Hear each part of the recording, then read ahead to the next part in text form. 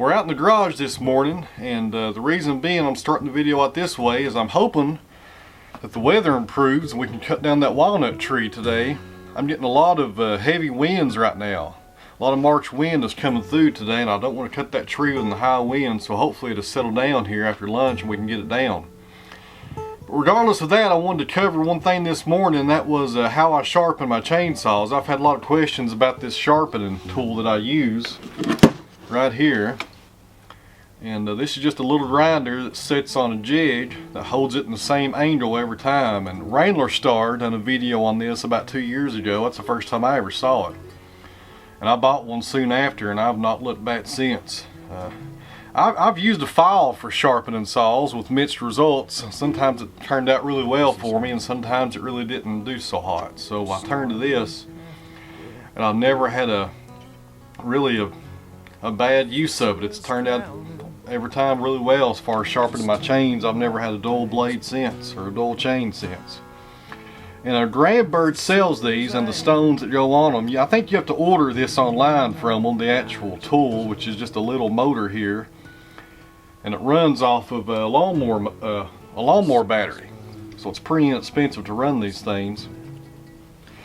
But the dies on here, these little stones, you can actually get those at Northern Tool. They carry the stones in the stores, so they make a different stone for every one of your chain sizes. So I got one for all different chain sizes for my saws.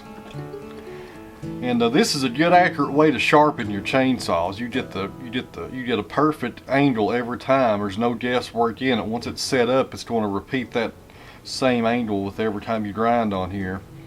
And I've learned also, when you use a grinder like this, well, we'll back up. Whenever you hand file, they say every 3 or 4 filings you should knock down your raters.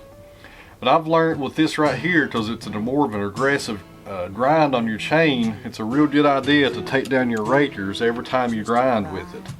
You might get away with it once or twice, but most of the time it grinds it back so far you need to address the raters every time. It's pretty inexpensive. It was like $110 for this thing here, and the lawnmower battery is probably $35, and these dies are just a few dollars. They're not very expensive at all. And they also make this little rubbing compound here to rub over your stones before and during sharpening, to kind of keep the stones cool and make them last longer.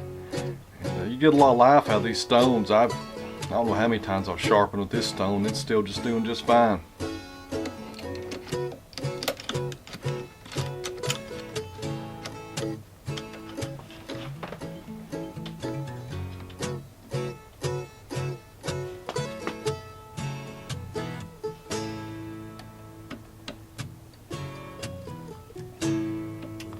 Everybody has a different preference on what angle they do, as far as a deeper angle or a slightly deep angle for different woods.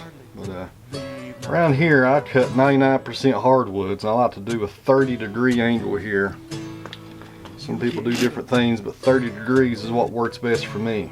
Was it right? Was it wrong for me to hold you tight?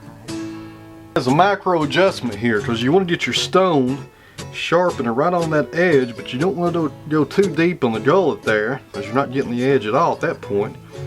You can tweak this very easily. That's different knobs here to raise it and lower it, and also to move it forward and backwards. That's what I really like about this thing, is you can really dial it in. And once you got it dialed in, it's going to cut that same degree and that same height on all your teeth, so all your teeth are uniform. You can't beat it. It'll pay for itself. It's a little over $100, like I said. That plus the stones and the battery, right at $200 probably. But my local steel dealer charges, I think, $10 to sharpen chains, so after 20 chains it pays for itself.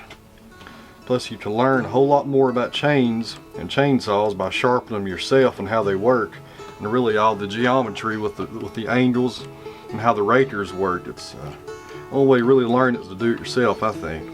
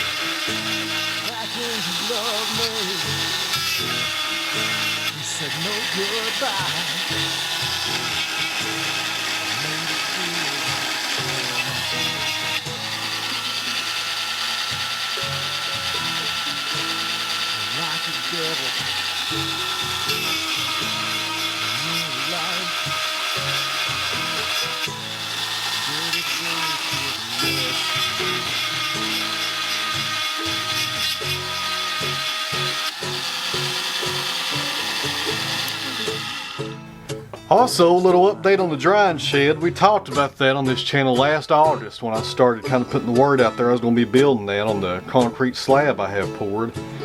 Well, there have been a few changes in plans, and there's something pretty exciting going to be happening on that concrete slab in the next few months. And toward the end of this month, I'll do a little video talking about that so you guys know what will be in store for that slab over there. And what I'm going to do with the drying shed is I'm going to build it down where the sawmill is, which is about 40 yards away, which will be closer to the sawmill so I can off-bear straight to it. And it's going to change the design up a little bit because I won't be building right on that slab. I'm going to be building off the ground. But we're going to start that this month and building the drying shed because I've got so many walnut logs to saw up. Counting these walnut trees I've just been cutting down recently, I'm getting close to 60 on the ground down there, and I need to saw up every single one of them and start air drying them. So that's what's coming up on the drying shed. We will start that this month without a doubt. And then later on this month we'll talk about that slab, what we're going to put on out there. So when you're done with the one side, to switch it to the other side is very simple. Just loosen some nut here at the bottom. You pretty much just flip it over. And your angle will still set, and your depth. The only thing you have to do is set your degrees again. Try it at 30. And the main part of this tool stays clamped on the bar for the entire process here.